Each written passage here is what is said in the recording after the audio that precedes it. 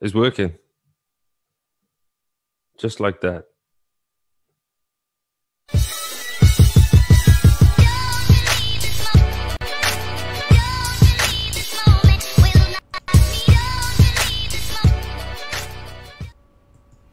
What's good? What's good? What's good, man?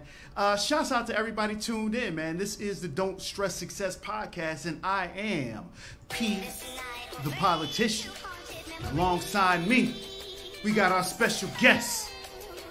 What's your name, sir? Who, me? Yeah, you over there. That'd be you.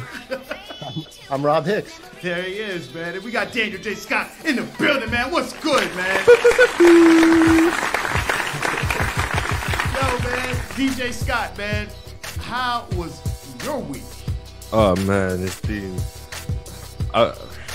Forgive me, people. I have sinned because I have had a stressful week. Moving house. It's been going smoothly until today. I'm ready to jump on the podcast. Just went to get some milk. The car broke down, as you know. Then I get here, think, yeah, I'm gonna go get my camera, gonna set up. I don't know where the camera is. That's why I'm on this crusty old MacBook camera, guys. But other than that, good, man. I'm happy to be in a new place. Okay. All right, so we have our special guest, Mr. Robert Hicks, in the building. How was your week, sir? It was good. Just another week at the grind of broadcasting and putting shows together and trying to do my day job. Okay. So with that being said, why don't you really break down exactly who you are and what you do? Let the people know. Sure. So I'm Rob Hicks, and based in the DC area, and I've been in video for pretty much all my life. But about 3 years ago, I really, in coming from a video conferencing background, saw the potential of being able to take video calls of a handful of people and broadcast it to thousands, millions, whatever. So I really kind of got hook, line, and sinker. Is that right? However you say it, into the concept of live streaming, and and in that time, I've just kind of worked the craft of being able to, like you, B, I mean, as a solo operator, is learn the craft of video production, where you can bring in multiple guests, broadcast it to the brand's social pages as well as their website, and yeah, that's what it is, man. Salute to you, man. And listen, man, we really appreciate you being here. Not only you, man. Shouts out to everybody in the crowd. I see J. Ed is in the building, Sinclair Claire is in the building, Chantel Cobb, Mahogany Blue Phillips is in the building. Also, I have to make sure that I say this. Happy Mother's Day to all the mothers that are out there doing their thing, especially all the single moms in the building. Salute to you. That's my definition of success right there, being a mother, real talk. So, Definitely. So I guess we'll just go ahead and jump into it, man. There's a lot that's kind of happened this week. Apparently, Spotify hates R. Kelly. I don't think they're alone there. Yeah, man. So, yo, I'll throw it your way, DJ Scott, man. Like, let's just talk about this for a moment. How you feel about this? Matter of fact, I'll go ahead and set the background. So apparently, Spotify has taken some of R. Kelly's music from off of their playlists due to allegations. So let me throw it your way. How do you feel about that? I think they're crossing dangerous lines. I understand that they don't want to support because I know he hasn't been proven guilty, but he has been proven to have done a lot of, heinous or immoral things in the past. In my mind, there's no doubt. Even though I wasn't there, I can't really 100% say he did it.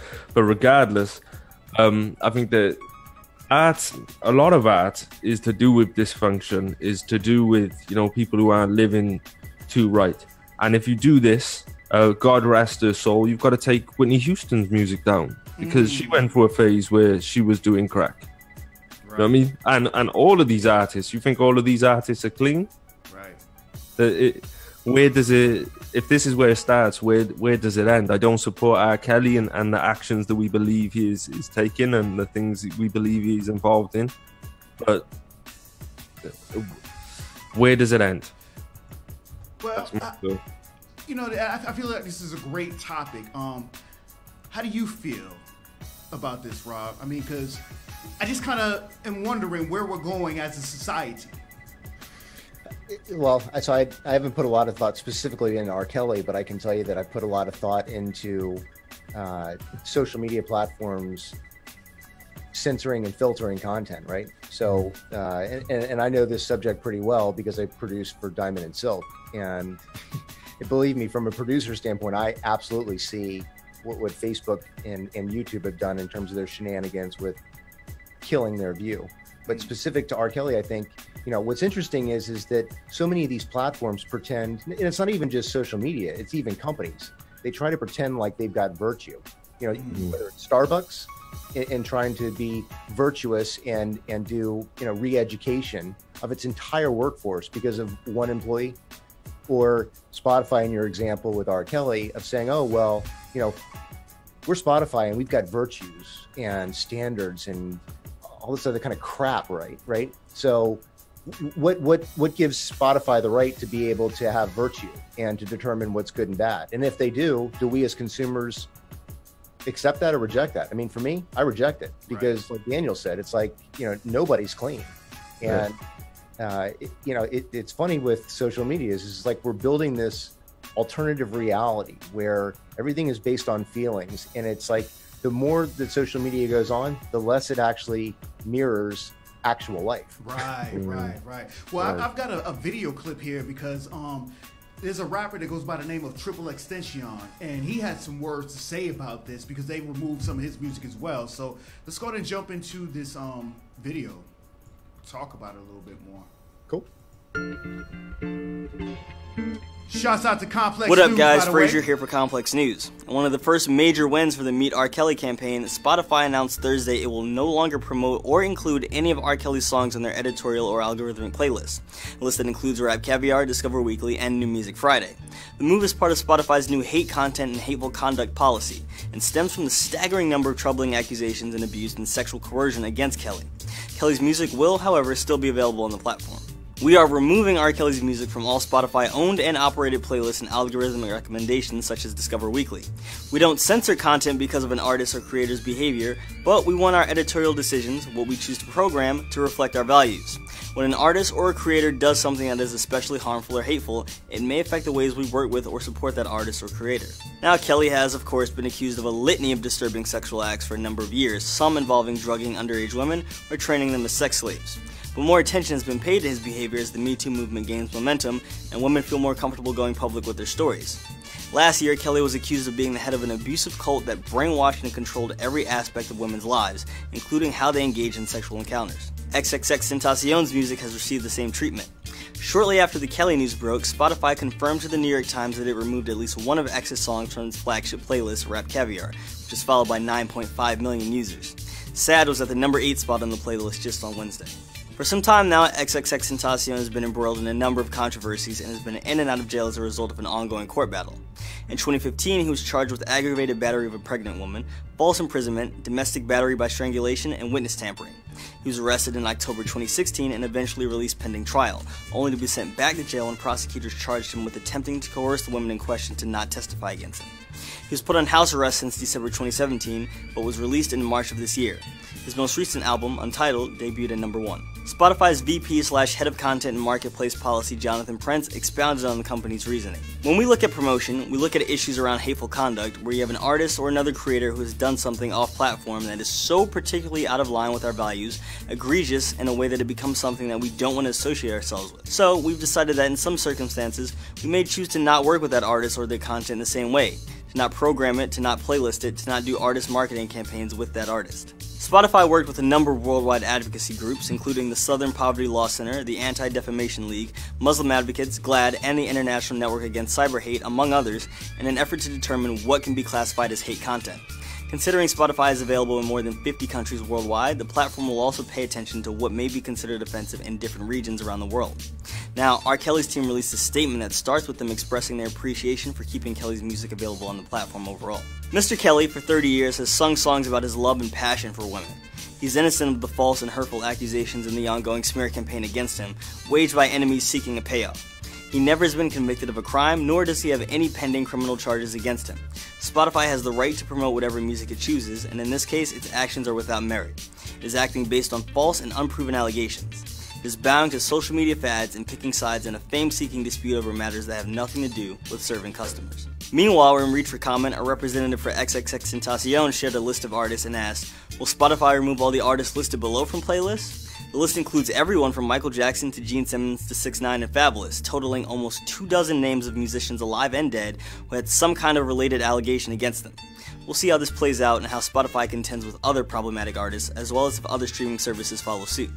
Let us know what you think about this move in the comments. For Complex News, I'm Frazier. Now that's interesting right there. As a matter of fact, I've got the list right here. This is Triple Extension, and the list, I mean, it's pretty extensive of a list. We've got Gene Simmons of Kiss with sexual battery on here. Unnamed member of Red Hot Chili Peppers with sexual assault. David Bowie with rape allegations. Real Estate with sexual misconduct. Backstreet Boys, Nick Carter with sexual assault. Ozzy Osbourne with domestic abuse. Ace of Base founding member is a neo-Nazi. Seal has sexual battery allegations against him. Jimmy Page of Led Zeppelin, rape of a minor. James Brown, domestic violence. Michael Jackson, sexual abuse of a minor. He actually went to court for that. Miles Davis, domestic abuse. Sid Vicious of Sex Pistols, domestic violence and murder. 6ix9ine is a rapper, sexual misconduct with a minor. Nelly, sexual assault. Miguel, sexual assault. Trey Songz, domestic violence. Fabulous, domestic violence. And Dr. Dre with domestic abuse. Now, I deemed it necessary to read all those names off because how I personally feel is that, whoa, Spotify has stepped into some shit now.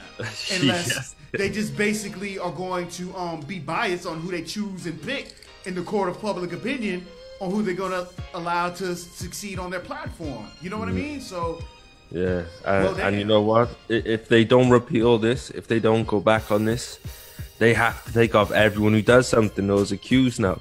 Now, they've shot themselves in the foot because if they do have to do that now, if they stick to their guns and everyone's saying, oh, well, so-and-so just did this, why haven't you taken them down?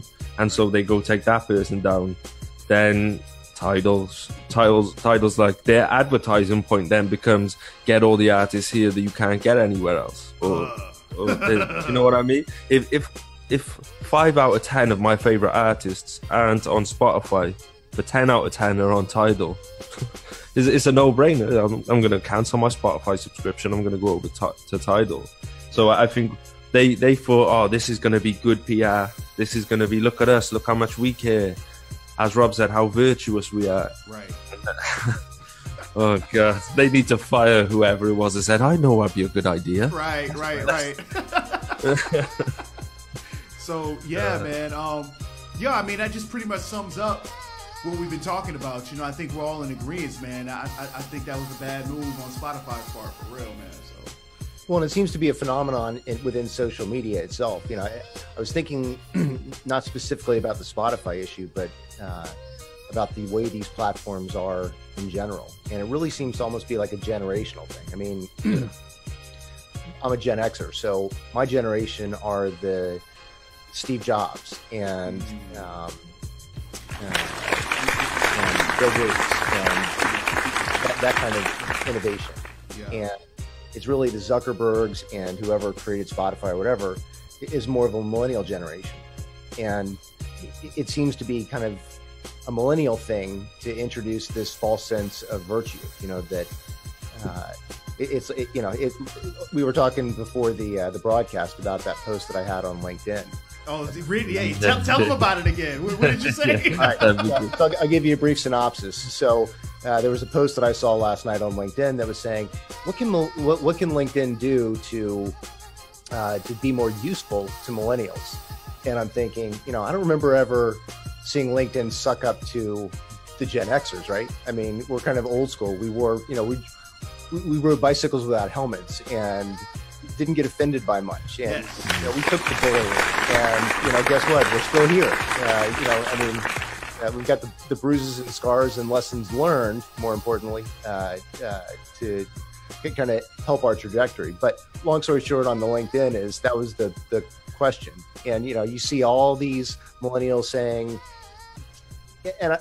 so let me say that. I don't want to say all millennials because that's not fair. And I'm not trying to blank or carpet bomb an entire segment of the population, but in terms of having fun with what millennials have been kind of known to be, which are entitled for sure, among other things, I put into LinkedIn, I said, into the comments, I said, you know, maybe what LinkedIn should do is offer a millennial artificial reality version of LinkedIn, you know, and you know, and offer participation trophies and verified influencer accounts and you know, things like that, and offer a one-stop shop for likes and hearts, you know, so that you can compete in vanity metrics and things like that, and you know, make sure that it's so disconnected from reality that it is more appealing for millennials.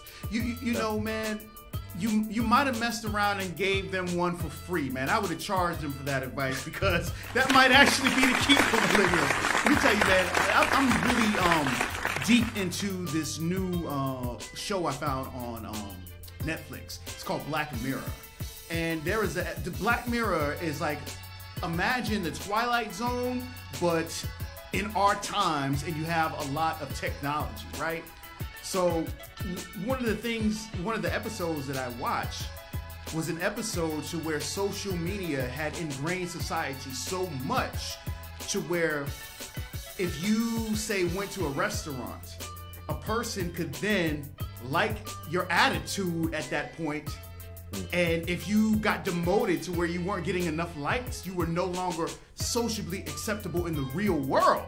Wow. Like they were able to virtually like you right then and there, to the point to where if you didn't have enough likes, you could end up in jail. You could end up like, yo, it was crazy, man. Shouts out to Netflix, man. They're coming up with some really innovative shows, man. Black Mirror is the truth, man. So check it out. Man. Yeah, man. So, and I think just in general, like Rob said, it's bigger than Spotify. It's bigger than any individual platform or company. Or it's just this what this world has become is just these bunch of snowflakes, man. Like it is so easy for me when I don't like something. It's so easy for me to just not care. It's so easy for me to just go, oh, okay. Even, you know, I go on the street and someone will be looking at me funny, or someone will say something to me. I'm like, I don't care. Going home, you know what I mean? Or I'm going to, like, what the people get caught like these. I don't want to say I'm technically a millennial myself. But just this snowflake generation is just. Sorry to put you on point, but you raise a great point, because Robert earlier was like, I don't want to bash all people that are classified as millennials, but yo, tell the world, how old are you? I'm 28. I'll be 29 August. And so, salute to like-minded people who think and operate in the fashion that you do, man. I'll be 40 in less than 60 days. You know what I mean? Wow. Rob, how old are you? No comment. No comment. See, so, but I'm just saying. I'm a Gen Xer. Okay, there we go.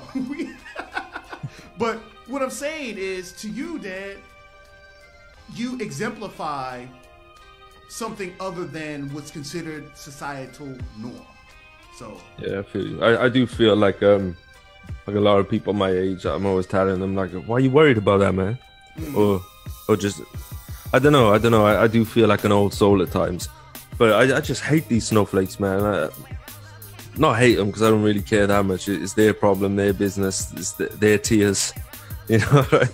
It's just like, and it goes for anyone, regardless of age. Is like, why are people caring so much? Like I'm not trying to change anyone. I'm not trying to. If I don't like something someone says or the way they are, if I don't like it enough, I just won't bother with them. Just stop seeing them. If I don't like something, if I go to like a company and they do something I don't like, okay, I'll just go to another company. And people act like they haven't got a choice, like we're forced to. No, and what it is, I feel on social media, people feel like they're forced to see all these things. No, I don't like this post. Okay, we won't show you that post. Like we were saying last week about Facebook, about how Facebook wants you to have the best experience possible on there. So they give you all these options that people don't take. People feel like say when I see some foolishness on my timeline, I don't want to, like, the amount of, my block list is huge. My unfollow list, like, maybe a good 200 of my friends are unfollowed.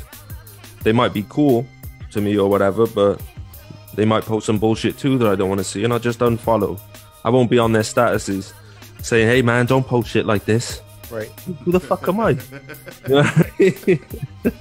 Well, so Daniel, one of the big things that you're doing that or pointing out is the difference between your ability as an individual, pick and choose what's relevant for you, what's not relevant for you, what you like, what you don't, right? Yeah. And I think, so Pete, you had mentioned about me kind of carpet bombing an entire generation. But the interesting thing is that social media really, you know, we're told by the media that we're not supposed to stereotype people and things like that. But at the end of the day, that's exactly what they're training us to do.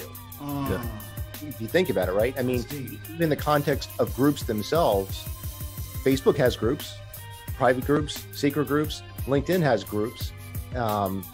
So on one hand, you know, they're giving us the tools that are actually called groups, but then they're telling us, well, but you can't group a whole bunch of people. Well, you can't, you know, but so people get tripped up on, oh, well, you're an ist, right? Of some sort, really with the mechanism to shut you up. In other words, you know, they don't like what you're saying, so you call them an ist, a racist, well, I guess homophobe is probably not an ist, but you understand the concept. It's like a shutdown mechanism. Yeah. And what we're doing is these platforms are taking on, like I said earlier, the virtue of being able to pick and choose things on their behalf or on our behalf, like they've got virtue. So, but the interesting thing from a legal aspect, and I'm not an attorney, but I know enough about the Communications Act to know that platforms get themselves in jeopardy a little bit when they start editing. So there was a case way back in the 90s where CompuServe, I think was the company, they got sued by an individual because somebody had posted something terrible about him or given a bad review or whatever. And so the person tried to sue CompuServe saying, hey, you distributed this. And long story short is the law came down and say, well, you know, CompuServe is just a platform and it allows people to upload their thoughts independently. So that was the trick, right? So if you're a platform and you're not editing, then the platforms can't be held liable. But what's happening now is that by companies like Spotify, Facebook, YouTube filtering content, that is editing, right? If they're picking and choosing what content is good and what content it determines to be bad, they're an editor, which means that they should be subject to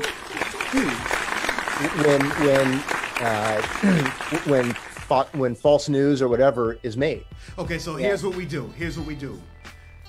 Myself, Robert Hicks, and Daniel J. Scott, we file a class action lawsuit and get paid. That's how it's done. That's what I'm talking about. Done, man.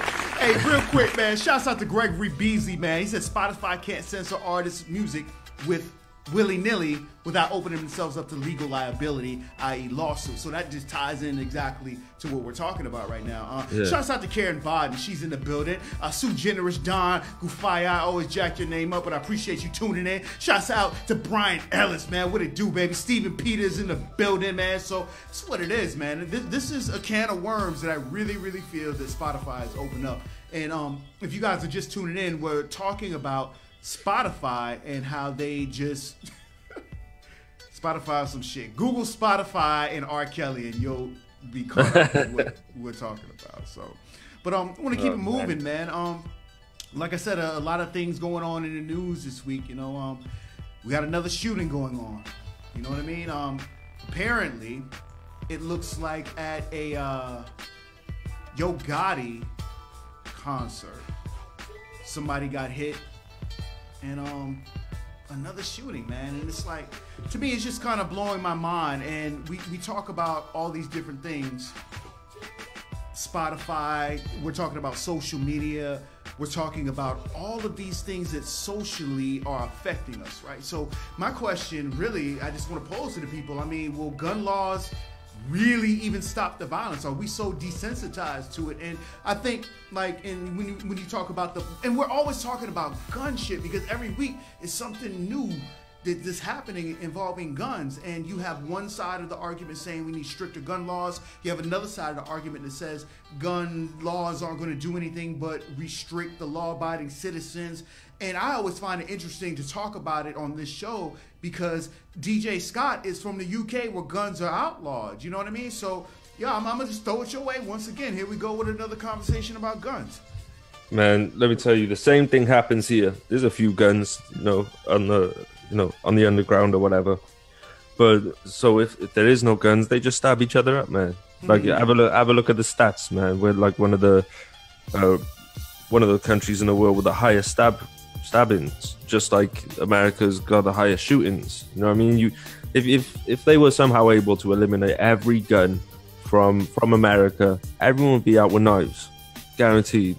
It's the person. It's not whatever means. If there was no knives, they would, beat them to death with sticks. Right. You know? So going back to the Spotify topic we were just talking about, if you outlaw guns, then at some point you might have to outlaw sticks as well. You know what I mean? That's it, man. You're gonna have to use a machine to cut your meat. You know what I mean? Or something that doesn't allow you to take the blade out of it. It's ridiculous, man. We need to work on, mental health issues. Just what we're taught in schools, and I think the. People get churned out of school and they leave schools and shit, and they're confused and they don't know what to do because they're not being taught. I think there should be as important as any lesson, maths, English, science. That's all good. But what about emotional intelligence? You know what I mean? And I think it shouldn't be something that we look at after the fact. It should be a part of our life curriculum. You know what I mean? We all should know how to. I'm feeling this way. I know how I feel. I know what it's for, and I know how to deal with it. You know what I mean? And that should be as a part of our toolkit. I think we need to, just across the world, we need to look at what's important to teach children. Is algebra that important when, kids are shooting up schools? It's funny that you mentioned that, man. I have 5 kids. My oldest daughter and my second oldest son. Excuse me, I have 5 kids. 4 daughters, 1 son. I got so many it gets confusing sometimes. But long story short, my oldest daughter and my son, we homeschooled them when they got to high school. And my oldest is 17 and my son is 15. And I had a really hard time figuring out how to maneuver through this whole generation of millennials. My son is popping on Instagram. He's got like 25, 30,000 followers, and that stuff started to follow him into the real world to where he couldn't stay out of trouble in school based off of his popularity on Instagram, And my daughter was just having such a hard time in school as far as not understanding why she needed to take this math course when at home she's helping my wife run a t-shirt business. And it's like, man, I need some business courses that they just don't provide. So we took them both out and we're homeschooling them, and I don't know if that was a good thing or a bad thing. I don't know. I'm trying to figure it out as a parent as we go along. You know what I mean? So definitely. And I think as time goes by as well, man, like basic, if I got to add something up, like say work hours or something on the fly, I can do that easy.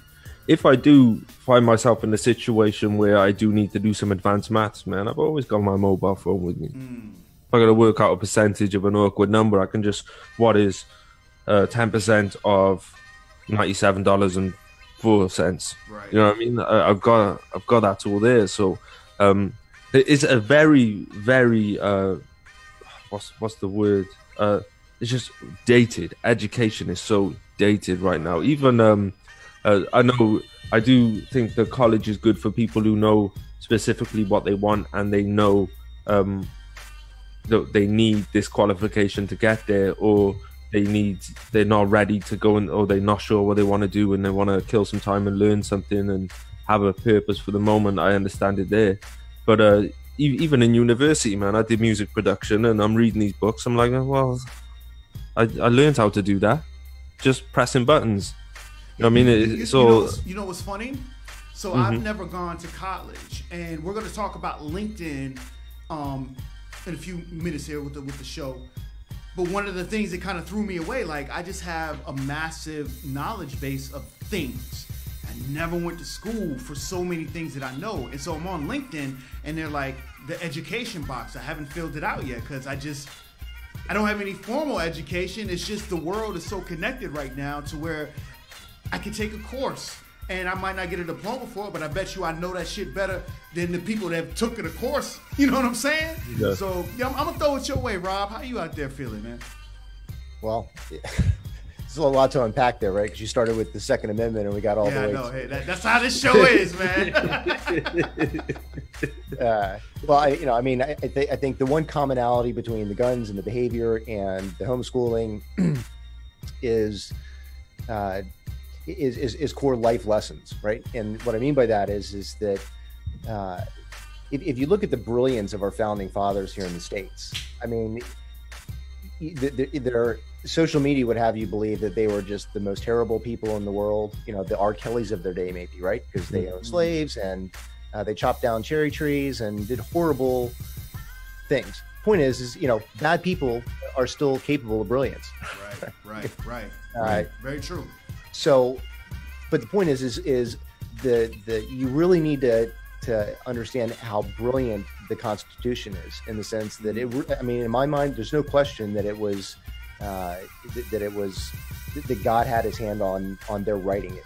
That these people that you could argue were sinners and terrible people, that might be, but in my opinion, God used them and crafted the best, most equitable document for humanity ever made.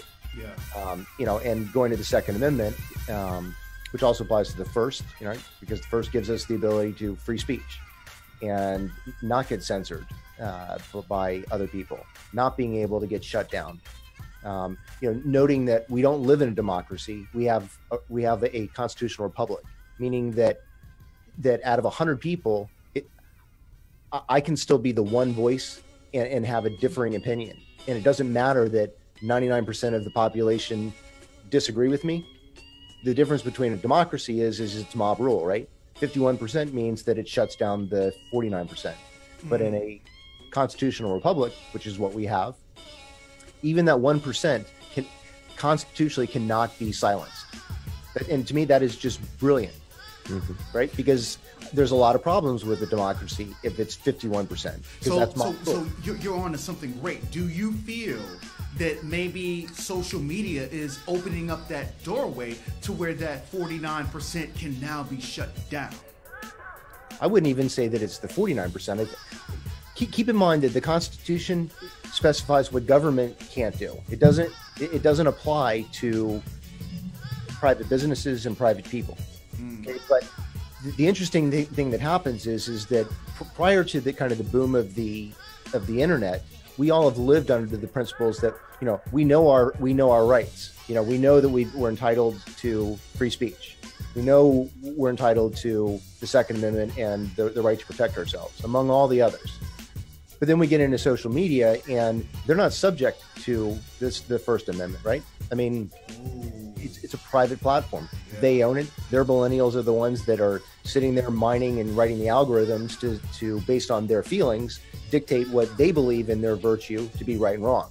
And to me, that's the catastrophe of social media, and particularly with Facebook, right? We think that we know intellectually that Facebook is building algorithms, right? So, and an algorithm is basically a filter. So through machines, they're able to say what's good, what's bad, and it doesn't even require human intervention. But the trick that I think a lot of these algorithms play is that people instinctively don't blame science, right? We don't blame math. Like math is the pillar of our society. 2 + 2 equals 4, and it doesn't matter whether you believe it or you don't believe it. It's math, so it can't possibly be wrong, right? But you got to keep in mind that when these mathematical algorithms are being built, they're being built by people. You know, and so the problems are actually not the algorithms, but it's the people behind closed doors and ultimate secrecy that you know nothing about. You don't know their names. You don't know who they are. You don't even get the privilege of seeing the script to be able to say whether the algorithm is right or wrong. It's all proprietary information. So, you know, what's happening is there's no accountability. And so it really doesn't necessarily speak to a First Amendment issue is wow, we're in a society now where we've got people behind closed doors. We don't know who they are. We have no ability to inspect the script that they're writing. So here would be an example. And I kind of learned this from, I got to think of the woman's name. She wrote a book called Weapons of Mass Destruction. Brilliant book. Weapons of Mass Destruction. I like that.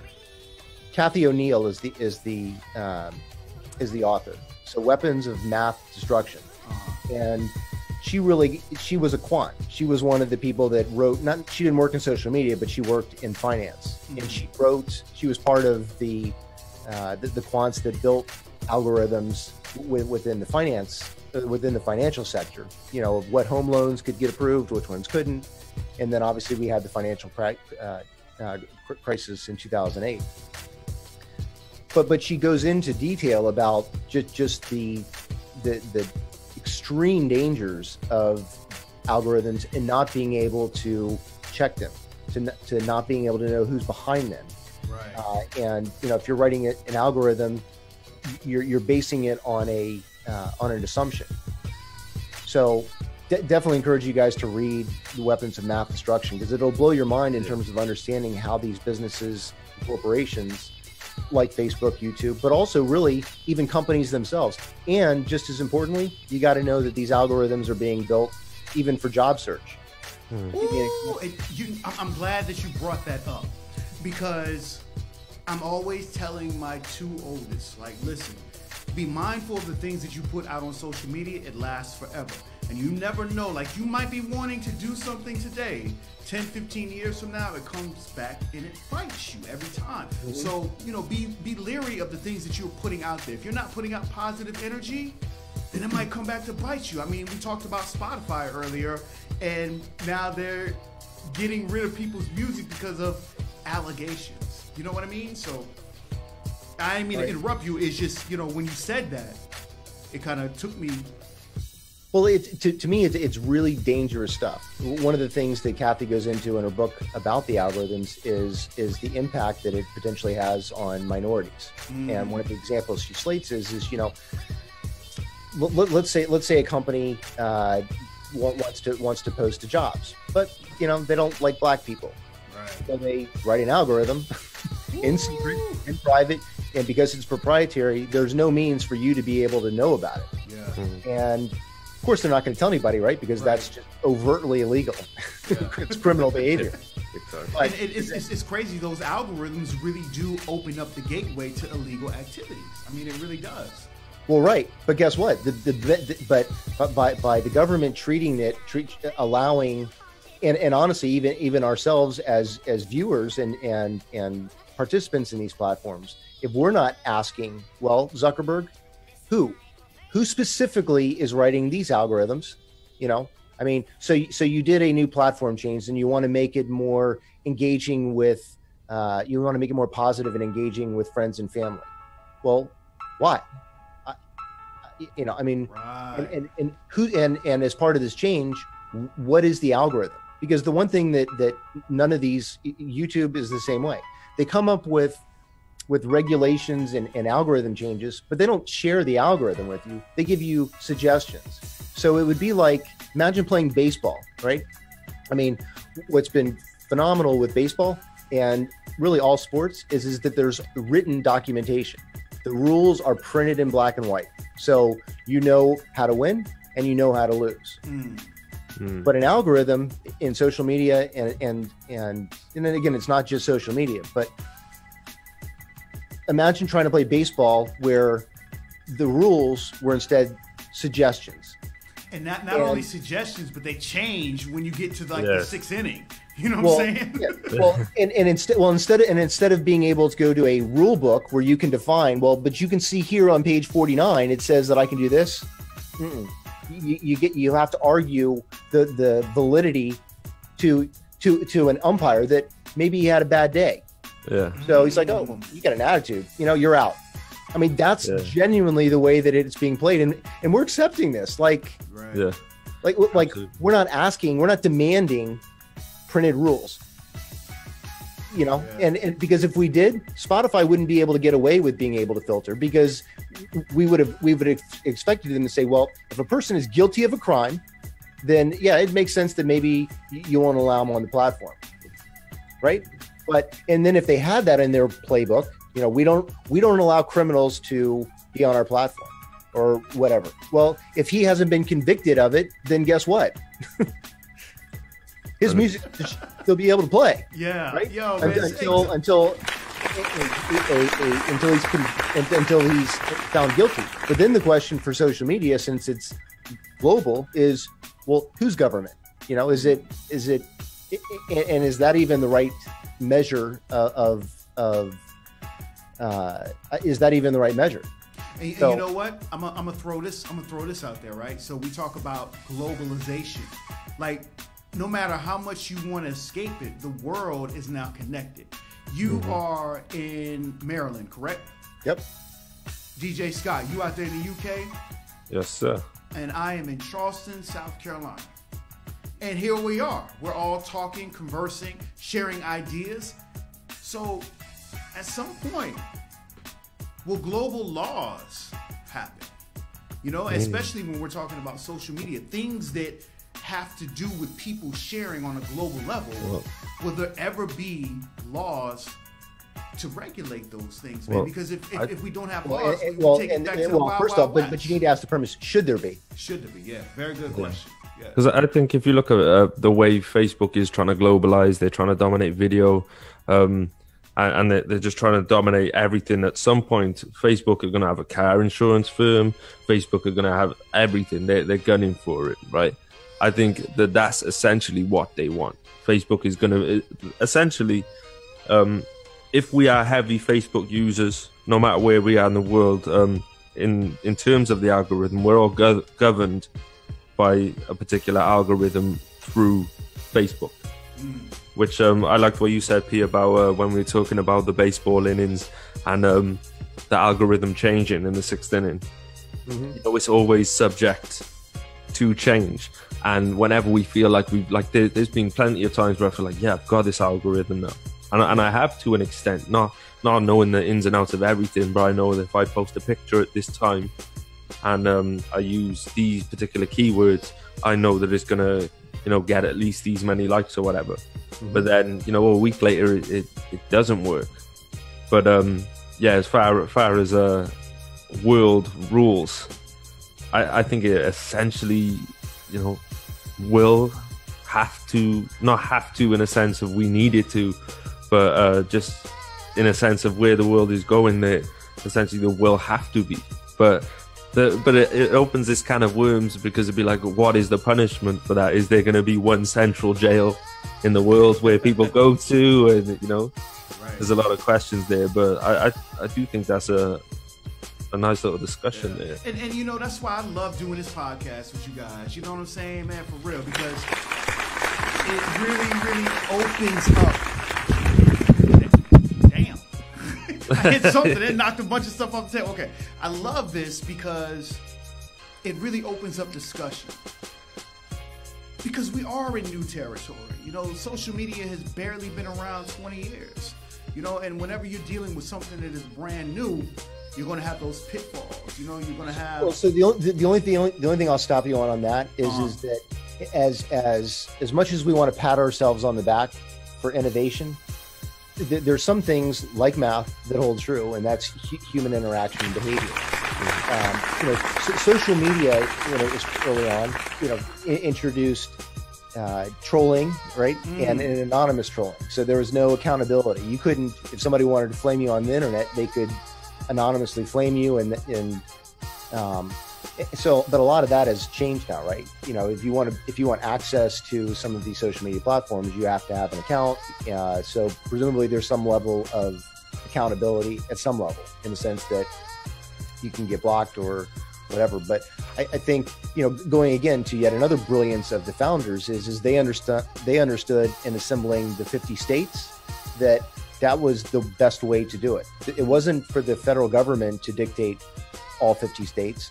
They gave the vast majority of rights to the individual states.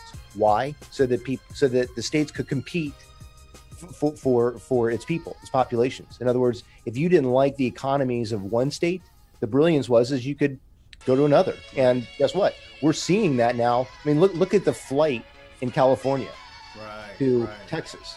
Why? Because California is just killing its law-abiding, tax-paying citizens. Killing them.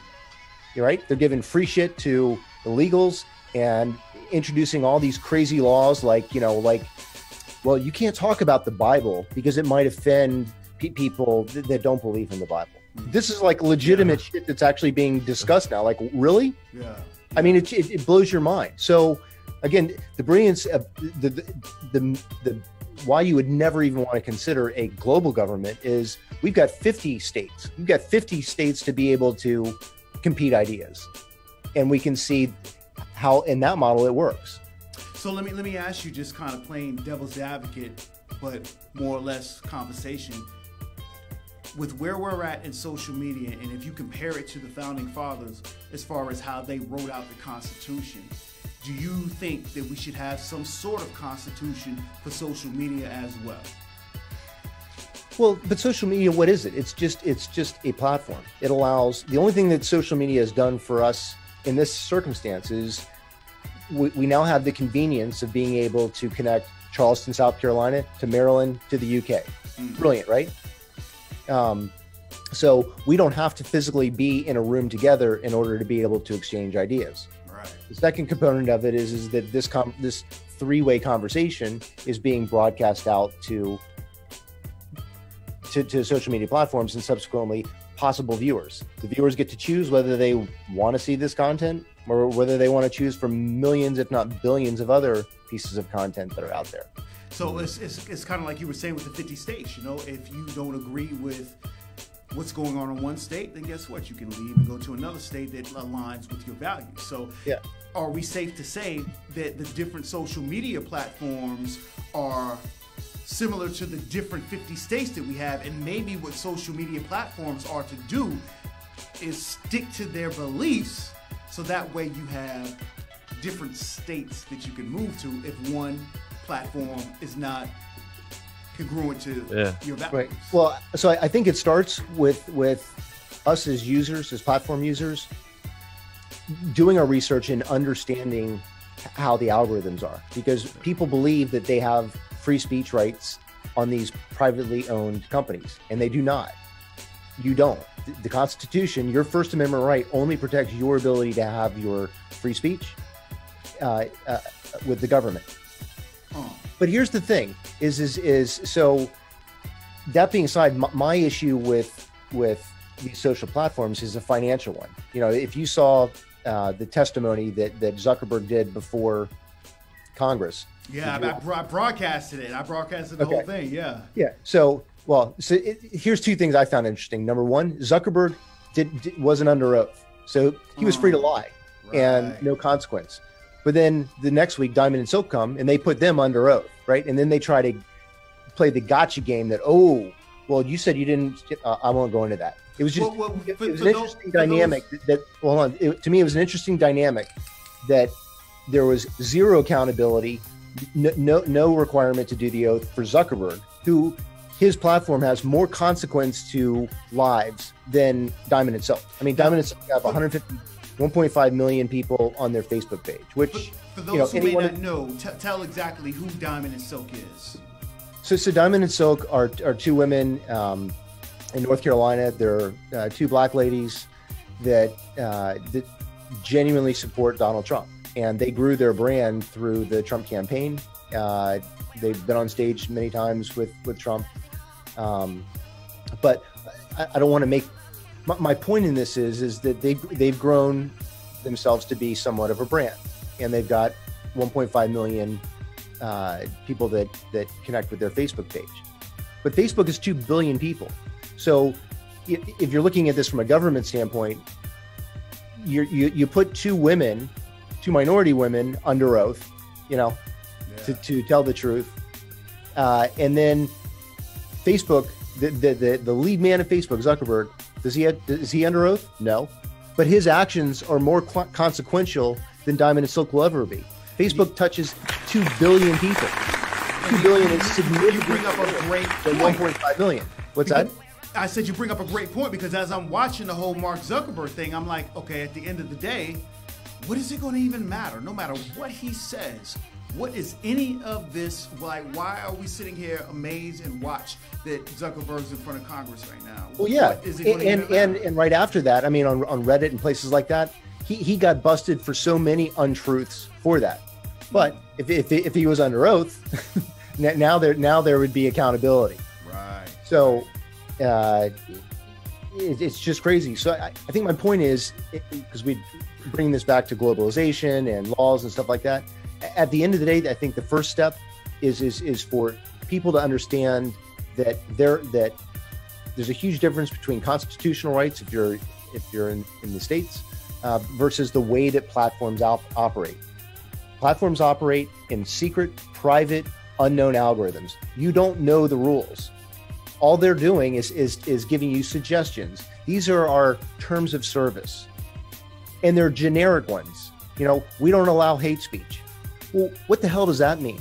Because the Supreme Court said there is no such thing as hate speech. It doesn't exist. How you feel about something has no consequence to one's ability to say what they want to say. Now, obviously, you can't scream fire in a building. That's been established in the Supreme Court for many, many years. But the Supreme Court also said, hey, you know what? All these hate speech laws, they're not constitutional. Hate speech does not exist. So you've got social media platforms that are saying, oh, well, we shut your program down because it's hate speech. Oh, What the hell is hate speech? It doesn't legally exist. Yeah. So Facebook, why don't you write out in detail specifically what the definition of hate speech is? Is hate speech just, oh, well, Daniel doesn't like what Rob said, and it hurts his feelings. So I'm going to write to Facebook and say what Rob said was terrible. I don't agree with him. That's hate speech. And then I get a notification from Facebook saying that my content was taken down or my page has been suspended or something like that. Yeah. Again, there's no accountability at all. I think there's only one I'm place loving this this goes. conversation, man. I'm loving it, man. I think there's only one place this goes unless we throw a spanner in the works, and that's the only producers that will be allowed to exist on social media are people who fit a particular narrative, which is put out there by Facebook and the powers that be. Yeah, they create a bubble. Yeah, and they make everybody else consumers who can only consume the content from the producers that fit the narrative that Facebook and the people that control it are pushing on us. Unless everybody, and we have the ability, it's just that, like, I think the problem in society is, like, I would stand up, but I'm not sure you will, and I'm not sure you will, and I'm not sure they will. So I'm not going to be the only one, because they are going to crucify me because they can, because I'm one of very few that's saying, no, we're not having that. Right. Well, it's not until everybody keep in mind this. Listen to what you just said. So they'll crucify me. I mean, in social media, what is the actual consequence of being crucified like Christ? It's not. I mean, it's almost. And I'm not trying to correct you. I'm just pointing out that we tend to use analogies to say one thing is like the other. But in that analogy, Christ literally being hung on the cross and dying is not anywhere near your disfortune of people not liking you on Facebook and subsequently not following you. Totally different. No, but I'm not like being technical about it. I'm just using not the crucifixion. Right. There's been more than one person has been crucified in this world. You know what I mean? I'm just saying, put up on a podium for everyone to see, this is what we do to people. Yeah, That's not being literal in the term. Right. But my point was not to correct what you were saying or to change what you were saying. What I'm saying is understand what social media is versus what reality is. Yeah. You know, social media, we have all these constructs and we use real world language to apply in a digital space that we have the ability to turn off that digital reality whenever we want. Yeah. But in the real world, we don't have the luxury of unliking things that are said. We don't have the ability to say, oh, well, I got fired from my job today, so I'm going to go to Facebook and put a nasty comment in their reviews. The real world actually has legitimate consequences. Yeah, of course. People need to understand the difference. There are still consequences to speaking up on social. I understand that. I know there's a lot more gravity in what happens to you in the real world, but you know, this is for a lot of people, you know, us included. It's important that we have these platforms to be able to build something on, because these platforms are where we're getting, even if we've got our own thing, we've got our own website, we've got our own funnel, we need social media because we need the ads. If it's not social media, we need Google. We need these platforms to run it on. So if you find yourself speaking up alone, or you're one of very few people and you get shut down, you lose your business, you lose, for a lot of people, social media is their only means of communication with people, because they don't have friends. Maybe they've got like confidence issues or body issues or whatever. So that's what I mean. Like there are consequences. It's just relative to the person. You know what I mean? Yeah. So this is deep. Yeah, man. Don't stress success, man. That's where we at right now, man. No, I love the discussion, man. I do. And I want to go to the crowd real quick, man. Shouts out to everybody tuning in. I see Johnny Fame in the building, man. Johnny Fame is like, I'm not sure what's being talked about here, man. We're talking about a bunch of shit. Yeah. You might got to go back and catch the rebroadcast to really figure it out. You got to watch the whole thing, man, for a lot, because we're tagging onto stuff we talked about. It's an amazing conversation. And so going back to social media, I think that's one of the great benefits that we have. We're able to express our views. Once again, going back to me being in Charleston, Rob, you out there in Maryland, Daniel Scott is in the UK. We're all able to come together as a collective and express views, values, things that are important to us, and put it out there for you guys to share. Shouts out to Martu Bite the Nickel. He's in the building, man. He says our social media content and the inside scoop on Spotify, how they control. Oh, I guess he was responding to Johnny Fame. Charlita Bennett is in the building. Johnny Fame says it's the same in the real world. You can easily speak to a friend or family member and tell them how you feel about getting fired from your job. The only difference is you're speaking to a few people. That's what's up, man.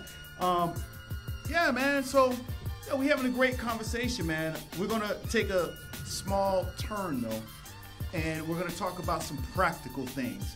Like we just had this deep ass long conversation about government and censorship and all this stuff. And we're going to flip it on you right now. And what we're going to now talk about is the importance and how you can actually utilize social media, because this kind of tags along to what we were talking about earlier. But I want to take a slight detour and talk about the positive aspects of social media, because regardless of whether you like it or love it, social media can really, really be a serious tool that you use for capitalism. I mean, let's just keep it funky. That's just what it is. You know what I mean? So with that being said, man, we have Robert Hicks in the building. He's our special guest for today. And it's just great talking with him and seeing him evolve into what I feel he was put here to do. So let me kind of give you guys my story on how I met Robert Hicks, all right? So I've been a special guest on a show called Indie Plus Music Live. And what they do is they review independent artists from all over the globe, similar to what I do, but a completely different platform. And I have been blessed to be a guest on there.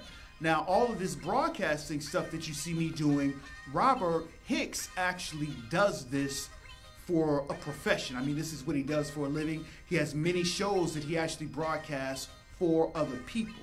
You know, and I'm starting to get into that realm to where I'm broadcasting shows for other people, and I still have shows that I broadcast myself. And I found it really interesting that Robert Hicks was shy to get in front of the camera. You know what I mean? And here's a guy with whom I love his conversation.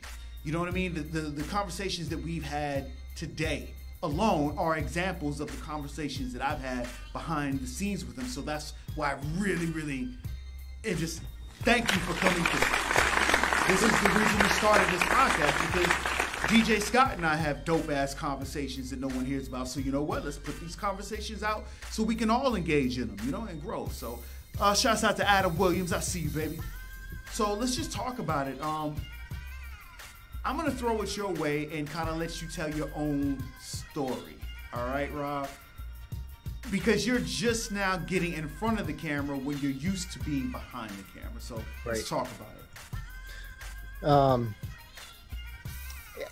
I really think, like I said, I've been in video for over 20 years, and I don't know that I ever made a conscious decision to not be on the camera. It's just that in being a technician and an engineer and designing these systems, I always was building the systems, testing the systems, and teaching, the companies that we would install the equipment on how to use it. But then I would, like a video conferencing system in a conference room, we would go in, install it, show the end users how to use it, and I would be out. But I wouldn't be in their conferences. I would just be providing the tools and the usage for them to be able to do it. So it wasn't, in recollection, an active thought to not be on camera. It was just, I just wasn't. But then came social media, and I love the concept of production. I like being able to pair the conversations and add the lipstick and the music and make it look like a television. So again, it was yet another reason why I didn't have to be on camera, because somebody had to be on the other side of the camera to make it all happen. So I continued along that. It really wasn't until recently that I'm like, my biggest, in retrospect, I really did myself a disservice 3 years ago in not being in front of the camera and instead choosing to be a technician, because I've been a salesperson my entire life. I never considered myself a marketer. I considered myself to be a salesperson. I closed deals. I didn't make advertising campaigns and try to measure the engagement. To me, bread was delivered on the table because I closed a deal. I received income from the client. I delivered my goods, and I was able to take a portion of that home with me to be able to, build my income. But I think somehow, some way, when I started getting into wanting to learn the craft of video production, I mentally changed from being a salesperson with a lot of confidence to being a technician. And because I was learning, I subsequently took on that mindset where I lost my confidence and I wasn't selling. I was being a technician. And it was really, in retrospect, it was catastrophic. I mean, I lost my mojo, if you will. And it cost me dearly. I mean, I literally, for 3 years, sold off literally everything that I had to keep this going. And that was because I needed to be the salesperson that I used to be, that I was, but I took on being a technician, a worker, rather than being a salesperson. So, as the gas needle starts to get lower and lower and lower, and you get to eat, certain realities start hitting you faster and faster. And, I'm like, all right, I got to, whatever my fear of being a salesperson is, that shit's got to stop, because I got so much gas left in the tank, and then I'm just done. So, and when I'm done, I won't even have the ability to be a worker anymore, because I won't have the money to pay for the electricity to drive the machines, etc. So that to me was really, and in having a business coach, Anthony English, I mean, he really mentally popped me from being terrified of the camera to saying, you know what, fuck it, I don't give a shit. I got nothing to lose. I got half a gallon of gas in the tank. It's, love me or leave me. Here it is. Well, so, I salute you for that, man. Snapping out of that mental funk, because we all get there, you know. And on the screen, you know, video is king is what we're saying. And the question is, are you a content creator that is still shy in front of the camera? Now, I want to give you a bit of confidence, because I'm going to pull up a video that you made on Facebook, right? And you were talking about McDonald's. We shared this in a private conversation with you, myself, and DJ Scott. So I want to share this with the world, because we spent a lot of time talking about the dark side of social media. Let's now talk about the light side of social media and how you can utilize it to capitalize. You know what I mean? Well, well, before you play it, let me caveat that's a perfect tip to the positive side. You know, I like you said, Pete, we've been beating up social media and saying how terrible it is, but I think if this is the video you're going to play, I think listen to what I have to say, because I think I said it from an opportunity standpoint. Like, wow, if you guys understand this, your world has the opportunity to completely light up because of how simple this is to solve. There it is, man. Let's go ahead and jump into it. So I have a question for all of you social media experts. If you knew of a brand that had 77 million Facebook followers, 350,000 YouTube subscribers, but it had an engagement of this, what's your measure of success? I'd never been to McDonald's Facebook page, but earlier this week, I wondered to myself what the best brands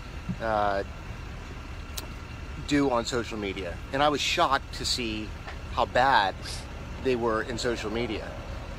77 million. I mean, think what you would do with your business if you had 77 million followers, yet your engagement was 1/100th of 1% on social media. Now, I'm not a Facebook evangelist. Facebook to me is just yet another social media platform, but it is an indicator of the abuse that some quote-unquote social media experts exercise on their brands. You know, to me, what's probably the reality is that the CEO of McDonald's looks and says, oh, well, we've got 77 million followers on Facebook. We're successful, we're doing great on social media, carry away, and then he goes back to his regular duties. But there's no follow-up question. What are you doing with that type of potential? Because that's really all that followings are, is potential. They're empty seats at a stadium. And the engagement is what you do to fill the stadium. So, really interesting phenomenon. Love to know what you guys think in the comments. We'll talk soon. Pow! That's what I'm talking about, man. So, Incredible, man. hold on, I got other music playing in the background. There we go. But, yeah, man. And thank you once again for coming through and blessing us with your presence, man, because these are the type of conversations on the positive aspect that should be happening in your inbox. You know what I'm saying? These are the type of things that you should be looking to build with other people on social media. Have those challenging conversations that really question your thoughts. You know what I mean? So salute to you once again. Well, so on that, you know, I mean, obviously I kind of targeted McDonald's and in some ways shamed them for their social media. But to me, it really is what needs to change with the internet. We talked earlier about millennials kind of being the ones responsible for social media, and the Gen Xers being the Bill Gates and the Steve Jobs. So it's a mindset thing. When in thinking about the biggest brands and what do they do best, I actually started looking for them, and I happened to stumble on McDonald's. I'm like, I wonder what McDonald's does, being as big as they are, knowing the potential budget that they have to market their food. And when I went to McDonald's site and discovered it had 77 million people, I was like, wow, that's an amazingly huge number. Like, what would any one of the three of us do if we had 77 million followers? Yeah. And on a side note, shout out to Martu Bite the Nickel. He actually works for McDonald's. So. And they've got 364,000 YouTube subs.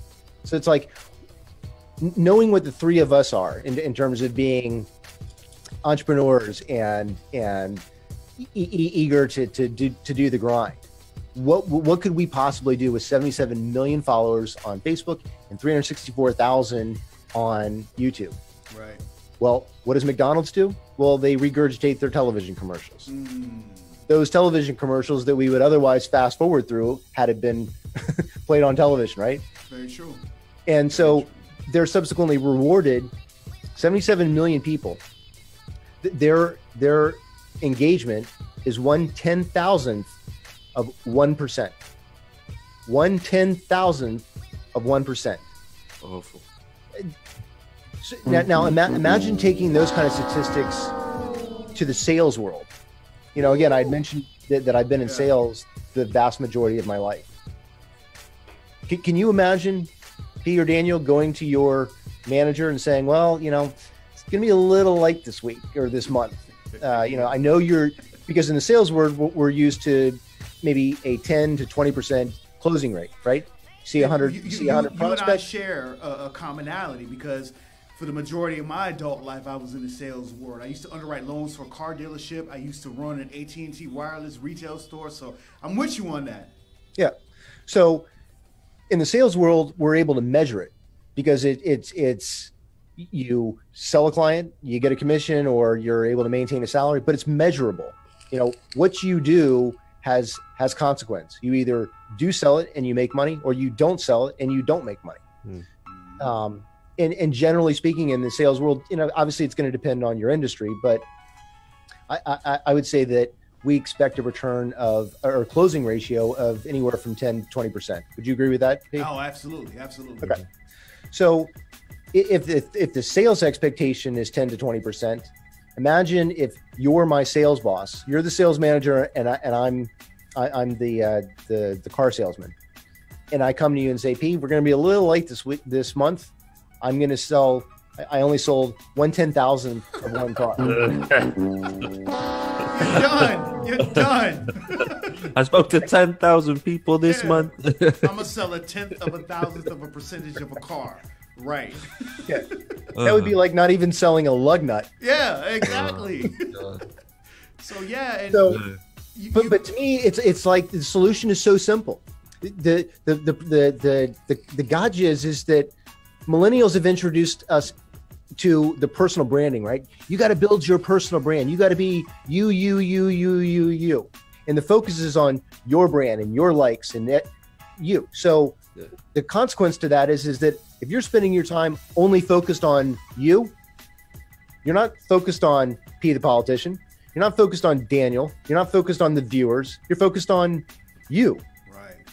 And it's almost like millennials have taken that mindset and that's been catastrophic, because whoever's doing social media for McDonald's is thinking that way. And I guarantee what's happening is you know, the CEOs generally are older, so they assign social media to other people because to them it's a technical challenge. Oh, I don't know how to do Facebook, right? Oh, I can't figure that YouTube stuff out. I'm just going to pass it along to somebody else. I'm going to pass it along to my 9-year-old daughter to manage my company's account because she knows how to use Snapchat. I mean, legit, like that's the mindset of CEOs and executives. Right. They don't see the potential value of social media in the respect that, hey, social media is just a way to communicate with your audience in a social platform, right? It's a digital version of the market square. And you're letting people that have no passion like your business, no care about your business, manage it because they have the technical means to do it. They know how to upload a video. They know how to do technical things. But the one thing that they're not bringing with them is that they're not bringing your passion and love and charisma to the brand, right?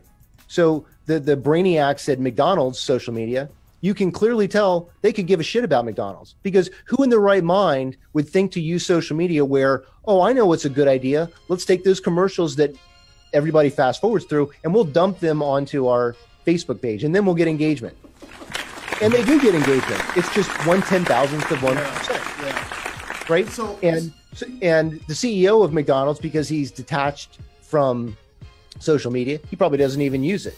But their social media team's like, oh, P, we are doing awesome. We've got 77 million followers on Facebook, and we built our YouTube channel up to 364,000. Oh my God, that's a big number.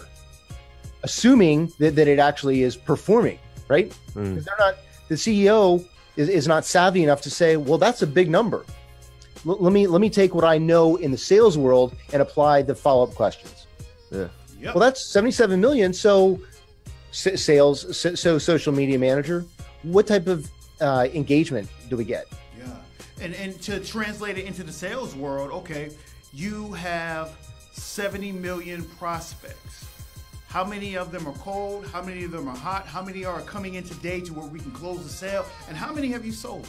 Those are just 4 elementary questions that they could be asking. So. Right. Well, and that's to me what blows my mind is making a sale means that you've transacted money, right? So so it's easier to get somebody to like you. How difficult is it for you to ask somebody to press a button on their phone to give you a like or to write a comment? That's not even a financial ask. Yeah. And still, it's harder for McDonald's social media team to get a like than it is for a McDonald's cashier to be able to sell a hamburger. Blows my freaking mind. Yeah. And you I'm gonna tell you where you put it in perspective for me when we were talking last week, and you asked, on average, how many views are we getting for this show? And what is about like 1,000 views, DJ Scott? About 1,000 views per show, give or take. I say between 600 and 1,000, right? But then you look at how many subscribers that we have. You know what I mean? Well, so let's take that number. So how many Facebook likes does the page have? With like 200 something? Yeah, 240. I don't know. It's in the 240s. I think the 247. So let's round it and make the example real simple. So we just noted that McDonald's has 77 million Facebook likes or people that follow their page. And yet, if you look at any of their last 10 engagements, when you average them up, you're going to find roughly about 1/10,000th of 1%. 77 million people follow it. And in general, anywhere from 5 to 10 people will have given any one of their pieces of content a thumbs up. That's just crazy. Yeah. Contrast that with PThePolitician. You've told me, Daniel, that the page has 250 likes. So a whopping 250 people like your page. But you guys introduce a live show. You engage the audience. You bring cool stories and topics and music and stories that people actually might be interested in. Well, the difference is you're rewarded for that percentage-wise, because instead of delivering 1/10,000th of 1% in engagement, you're doing the total opposite. Your engagement is actually 5 times what your population is. Yeah. So you guys are consistently outperforming your population. Yeah. That is just, and what's the difference? Well, you're giving content that people actually give a shit about. Yeah. It's worth watching. You're not opening up a Facebook Live and delivering a music commercial. You're bringing good shit to the platform. People are interested in it. Not everybody, but clearly 1,000. So you're outperforming your population by 5 times. So what's the lesson? Well, it's for these McDonald's to be able to recognize that. Think of it this way: if imagine McDonald's bought the entire NFL and they owned all the stadiums, and those stadium seats represented 77 million empty seats. Right now, they've got 77 seats that potentially are for sale, and yet 4 to 5 are showing up in the stadiums. Why? Because effectively, it's like what they've done is they've rolled in some sign into the 50-yard line and then started playing their commercials. Nobody gives a shit, right? I mean, would you buy a ticket to a game if you knew that you were going to get to the stadium, go through the metro and all this, and then all of a sudden you're going to be looking at this little dinky trailer sign on the 50-yard line? Right. full of television ads? Hell no. You fill that stadium by bringing game, right? You bring game, you bring content, and it's like this should not even be thought of as rocket science, because this model has existed for well over 100 years. What do bars and restaurants do on a Friday or Saturday night? I'm gonna even take it even further back, thousands of years. If we talk about the longest profession in the world, I'm gonna just say prostitution. Yo, I mean, like, really think about it. You know what I mean? You know a prostitute simply by the way she advertised herself. You know what I mean? So yeah, you know who I like on social media? Wendy's. I think Wendy's do an incredible job of running their Twitter account. Okay, I'll definitely check them out to try to find some winners. But the point is if you want people to show up, to engage with you, you need to bring them something of value. And bars and restaurants, they bring entertainers and live performances to their venues on the weekends. But are they doing it to sell music? No. Bars and restaurants aren't generally known for a place where you go and you buy music. They're bringing the live engagement and the music because they want to sell food and drink, right? I mean, I can only imagine if we took this show right now that you do every Sunday, or your Friday show. You take any one of these shows and you put them on a McDonald's Facebook page or YouTube channel, their engagement will go through the roof, because you not only respect the need to drive good content in terms of bringing on guests and who you pick as a partner, but you also engage with the audience. Multiple times during this broadcast, you've gone to the comments, you've ingratiated the audience, acknowledging them, saying hello to them, reading their comments, recognizing that, hey, I appreciate you, the viewer. I recognize that you exist right now, and I want everybody else to know how grateful I am for your time. That's the unique secret sauce of live streaming, is the ability to have two-way communication, not just with guests, but with the audience. That's why people show up. People want to be known that, hey, they're recognized, and you deliver a massive amount of that. So you take this show and you drop it on a McDonald's, holy shit, McDonald's wouldn't know what to do with that kind of engagement. Well, so with that being said, let's ink the deal, man. Don't stress success. We're reaching out to McDonald's. Let's get it. You feel me? Let's love it. Let's love it together. You feel me? Hey man, they definitely got something we can use based on we've got something they can use based on their engagement ratios. That's for sure. Yeah. Indeed. So, yo, man, I'm really loving what we got going on right now, man. This conversation, this is probably the most in-depth we've ever taken the Don't Stress Success podcast, man. Let me I just want to sticking on the Wendy's topic. I mentioned Wendy's because I was looking through their thing, top 20 Wendy replies on Twitter. Someone tweeted at them and said, if you reply, I will buy the whole Wendy's menu right now. And Wendy's sent them a tweet back saying, prove it. There's another one. McDonald's put out a tweet that said, today we've announced that by mid-2018, all quarter pounder burgers at the majority of our restaurants will be cooked with fresh beef. And Wendy's replied, so you still use frozen beef in most of your burgers in all of your restaurants? Asking for a friend. but see, that to me is like why people should get excited. Content creators should get excited. Yeah. It's one thing if you want to grow your personal brand, but that's going to take, in today's age where YouTube is now mature, it's not, you can't just show up and go live or whatever and be internet famous anymore. Those days are expired in YouTube world. But the next level where content creators really can make an impact is by taking their content, what they do best, and bringing it to platforms that have a much larger audience but no engagement, right? So what's cool about your guys' show is that for the most part it's fairly general purpose. Especially the music show that you do. I mean, because who doesn't appreciate music? And I'm contrasting that against, say, like a political show where, yeah, I can get that a McDonald's or Wendy's probably, a political show probably isn't going to be a good fit for them because it segments your audience. But bringing a show like this is bringing solid content. And I think the one thing that you nailed on, Daniel, that is significantly important is who's managing your social media. If you're a business owner and you recognize the opportunity in social media, do you want your 9-year-old daughter being the one that makes clever responses like that? They're not going to have the imagination to do that.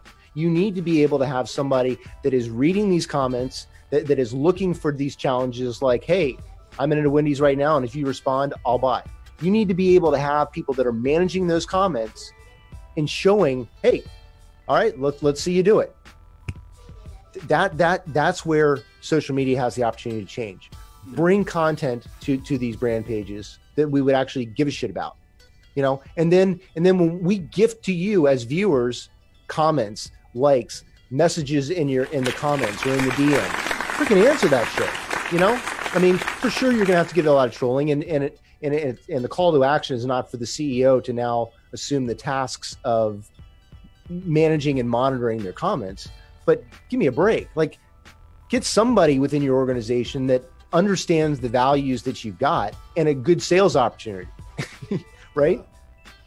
Absolutely, man. And speaking of which, man, March Who Bite the Nickel been all up in the comments, man. Yeah. Shouts out to March Who, man. Jonathan Wizard, man. Yes, you are important as an audience member. Indeed, you are. That's what it is, man. So I see Rob got the red cup. I got the Michelob Ultra. Y'all know what it is, man. At Wendy's, go into In-N-Out. What should I get? Wendy's replied, out. Yo, man, you making me want to go to Wendy's right now, for real. No man. doubt. I didn't realize their social media was that witty. Well, oh man, they're Wendy's that has already demonstrated itself as having the right people to look at these, and then you take this show to there. That's where you exponentially blow it up, because you know the consequence of bringing good content to a platform is that you're going to get engagement, and right. If you don't have somebody that's ready and prepared to be able to take it to the next level of actually, oh man, that was a great comment. Hey, you know, Daniel, I'm really glad that you shared this show with your followers of X amount. Yeah. When you go that extra distance with social media, that's going to be just to really tag off the back of that, of reaching out to brands and speaking to them. You'll see in a lot of YouTubers, some of the bigger ones, they don't have to pay for anything because they call ahead to the hotel. They say, we want to stay at your hotel. We've got X amount of subscribers, this amount of engagement.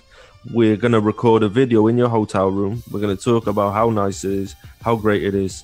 I know there's a lot of them that'll get first class flights for free just because they're going to record a video in first class, put their feet up, look at all this cool shit, look at all this, blah, blah, blah. This doesn't have to be as expensive as, you know, a lot of us think. You know, once you get a bit of clout, it doesn't have anything to do with reach out. Yeah, but it has nothing to do with the expense. I mean, like I said, I'm not going to pin you guys to a number, but theoretically, see it this way. When I say McDonald's or Wendy's being able to bring content to their game, and I suggested that this show be an example, note that I said this show, because the cost of this show relative to a Beyonce contest or a concert, you know, McDonald's instinctively is going to say, oh, well, we need to bring huge internet famous celebrities and music and stuff. No, they don't. They would do more social benefit, but by recognizing that, hey, P and Daniel are freaking grinding it. These guys are doing this because they love it, and they don't need a check for $1 million an episode. They might do it for 1,000. You know. And wait a minute, I don't know about 1,000 now. Hold on now. Okay, they might do it for 10,000. Yeah. But the point is that whether it's $1,000 or $10,000, that amount of money to you guys, relative to say a Beyonce, is infinitely different. You know, a $10,000 check to us. Think of what we could do with that $10,000 versus a celebrity that spends that in a VIP lounge at a strip club on the weekends. Right. It's bigger. I mean, that's what I'm saying is that to me, that's where the opportunity in social media is. Yes, brands obviously are going to need they need to protect themselves. And there's the bigger the brand, there's more legal red tape and all this kind of other stuff. But the cool thing is that the one thing that your show does is every single week you guys are giving examples of your behavior, what type of person you're like. So because you guys are creating multiple volumes of your show, you're demonstrating your ethos among the show. So these attorneys can basically look at your content and say, you know, here's this is a good fit for us, or it's not a good fit for us. You know, or they can look at your content and say, hey, P, Daniel, we need you guys to tighten up on this. You get my point. Yeah. And I'm glad that you're bringing this up, man, because we aren't the only content creators that are out there. For example, Mark Two Bite the Nickel, he has this show that he does with radio. And so this right here is a great conversation to open up to people who aren't even thinking that maybe a McDonald's could utilize them. You know, they're looking at McDonald's that has 50 billion subscribers like, wow, they would never even talk to me. Where we've just gave an example and proved how they need to be talking to the content creators who may not have as many numbers as they have, but the engagement factor, it's a different story, you know? So yeah, I mean, you guys really think about that. You have 250 page likes and you're beating your numbers by 5 times. 5 times. So, you know, and again, I think when brands and businesses start to connect that, hey, we need to bring content that's relevant to our product, right? Maybe not. So, for example, your guys' music show is pretty, would be, in my opinion, would be a good fit for a Wendy's or a Facebook because it's generic and everybody can rally around music and independent artists. But let's make it a little more boring and say that you're a parts mechanic or a what are some of the parts stores, car parts stores? Advanced auto parts. Yeah, advanced auto parts. Yeah. You know, so would a music show be a good fit for an advanced auto parts? Maybe not. I mean, but you think there's any content creators out there that have like a mechanic show or a car show? I'm sure there's an infinite supply. Right. You know, is Advanced reaching out to them saying, hey, we really like your content because we've seen all of your episodes on YouTube. We'd like to engage you to do a live show on our Advanced Auto Parts YouTube page, Facebook page, LinkedIn, Twitter, DTube, you name it, and simply do you know, do your craft. You're an excellent mechanic. You know your stuff. Ingratiate them because that $2,000, $10,000, whatever the number is, that has the ability to significantly change the directory of that person's life and all the other ones that are probably doing it now and coordinating with them for free. You know, the guys that are holding the cameras and the microphones and all this kind of other stuff. So we can put it out there, though. Yeah, the Don't Stress Success podcast. We have a definitive number.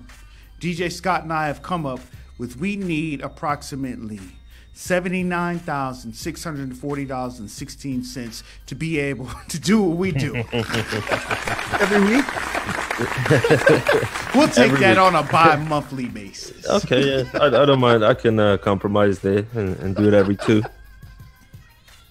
And that's each. That's each, guys. That's each. Just so they know. So...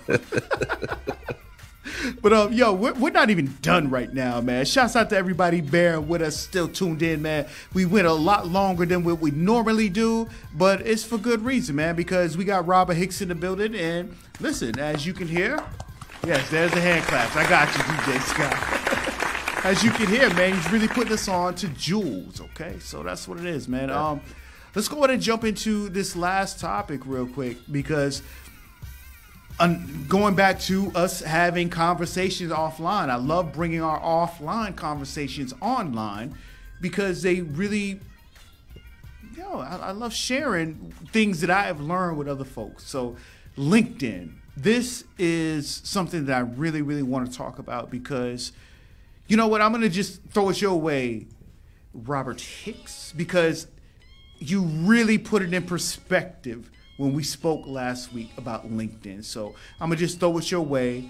And, I have no problem. Just talk to the folks about what you said to us with LinkedIn. Because if I missed the boat on that, if DJ Scott missed the boat on that, I can imagine there are a lot of other people who may have missed the boat. So, which specifically, which? Well, we were just talking about using LinkedIn as a platform. So I had a LinkedIn account set up and didn't really do much with it. I had it just for the sake of having it.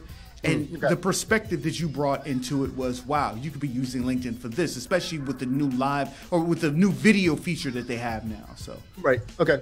So if we're looking at this from a content creator's perspective, whether you're producing shows like me or whether you're the one that's in front of the camera doing the act, to me, the reason that you want to participate in LinkedIn is because that's in many cases where the money's at.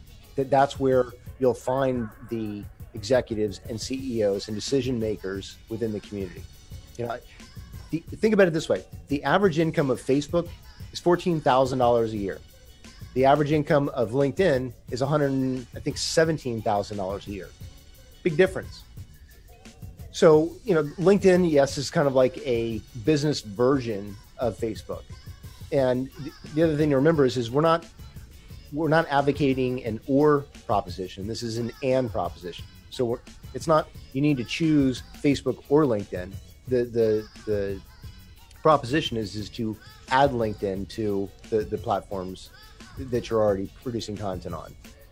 To me, the value of LinkedIn is that, you know, it's not so much dogs and cats and jokes and memes as it is there's an infinite supply of marketers, but you have access to decision makers within the businesses. So if you're a content creator and you really think that you've got something to offer to a business, LinkedIn is your best way to get to them.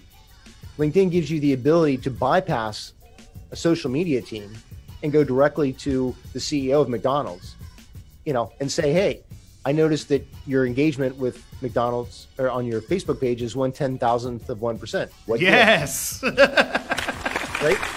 Because the interesting thing, the consequence, if you're a business owner and you're letting people that really don't espouse your brand in social media, they're going to kill you. Because when folks like you and I reach out to them on social media, you know, let's say theoretically that you guys bought into the McDonald's brand and you messaged them on Facebook or Twitter saying, hey, you know, we'd love to create content for you and totally make you internet famous. Well, think about that. If you've already, you're communicating to people that have already demonstrated that they could give a crap about the engagement on the page, right? And hey, I am so sorry to cut you off. I really would like to address this comment. Zach Meadows is in the building, says this man needs a script, and he put up the sleepy emoji, right? So let me explain something, Zach Meadows. This may not be the platform for you because right now, these are jewels that you're getting, man. It's not meant to be exciting. It's not meant to be flashy. It's meant for you to absorb it and take it to a business that you can profit from, man. So salute to Zach Meadows. You little bitch. we say it one more time. Say it one more time. You little bitch. All right, man. We don't be bashing people on this show, but I had to say that, man, because the things that you're talking about right now, I mean, if people just sit back and really apply it to the businesses that they're trying to pursue, come on, man. It's free. This is a consultation that you could potentially be charged a couple of $100 for. You know what I mean? So whatever. Yeah, it's. I'm not going to say that this particular subject topic is going to be full of excitement, but you know, I mean, if you're trying to if you're a content creator and you're looking for ways to bypass people that might otherwise be firewalling you, and what I was talking about is that if you're a content creator and you're reaching out to brands that have already demonstrated themselves to be terrible at social media, don't have the high expectation. We think like that. Theoretically, the CEO of McDonald's reads our comments or sees our messages to them in DM. No, they don't. And that's the benefit of LinkedIn is that LinkedIn, you've got a better shot at bypassing that brand's social media team if it's deplorable and getting to decision makers and positing questions or suggestions like, hey, this is what I can create, and believe that I can do for your brand. So there it is, man. Now, I have to say something. Secretly, Zach Meadow says it's not the subject, it's the delivery. Man, listen, let me tell you something. Secretly, I have been learning a lot myself. What's he want him to do? Wear a fucking hat with bells on there and do a little dance? Fuck, man. Fuck off. Yeah, it's all good. Yo. Hold on. Zach Meadow says, let me give you a jewel. If you're not good at speaking off the cut, have some notes. Hey, man. I'm not mad at the jewels that we got. But I think he's right. It's just that in this one, I didn't know what the questions are. So, yeah, this whole show is off the cuff, man. That's just what it is, man. Yeah. This whole show is off the cuff. Salute to you, though. Zach Meadows on the real. Appreciate the feedback, man. That's real talk. Little bitch. We like to have fun on the show, though. I ain't gonna front, man. So it's what it is, man. But yo. What? Oh shit. Yo, we're gonna wrap this up, man. We're gonna wrap this up because if we keep it going any longer, we're for real gonna have to. Robert Hicks is gonna charge us if we keep it any longer, man. That's real talk. So, yo, Rob, man, why don't you let the people know exactly where they can find you? So if you're on Facebook, then I would recommend going to the Hicks video page. I think you linked it in the description. I'm not really personally active on Facebook, but I am fairly active on the brand page, which is what I'm advocating that you guys do. And then also I'm also active on. Don't let Zach Meadows throw you off, man. No, but he's legit. Like he's right.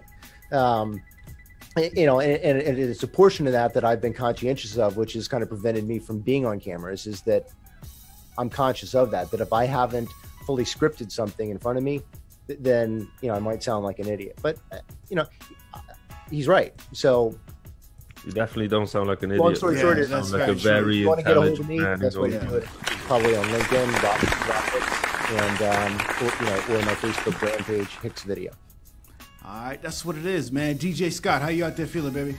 Yeah, I'm good, man. I found I was just looking through the stuff I've moved, and I just found a box with a bunch of. I got some whiskey. I got some Appleton Jamaica rum. I've been doing a little bit on the low, which explains the little bitch. Hey, yo, man. I hope you get through that move successfully, man. You got a bunch of shit unpacking still, huh? We're nearly there. All the clothes are in and in the where they need to be. Now it's just little trinkets and bottles of rum. That's what it is, man. Well, they may not find a home just yet. I am PThePolitician, and I appreciate everybody tuned in, man. Zach Meadows, man. All jokes aside, man. Appreciate the feedback for real. This show, we're on our 11th episode, trying to make it happen. And yo, man, we like to have fun on here. We go off the cuff a lot of times, but your comment is definitely noted, and we appreciate that. Real talk, man. So, that's what it is, man. I guess for right now, though, YouTube. But don't stress success. I'm a bit close. Don't stress success on YouTube. Get over there. Subscribe. We've already hit our 100. We can actually. I put a link in the comments. You can actually click and go to our website. That's not WZY?/R69 or something like that. Yo, we are out, man. Rob Hicks, man. Once again, appreciate you coming. Appreciate you, man. Thank you. Good time, man. I am PThePolitician. Daniel J. Scott. Rob Hicks. It's what it is, man. We out. You little bitch. That was good.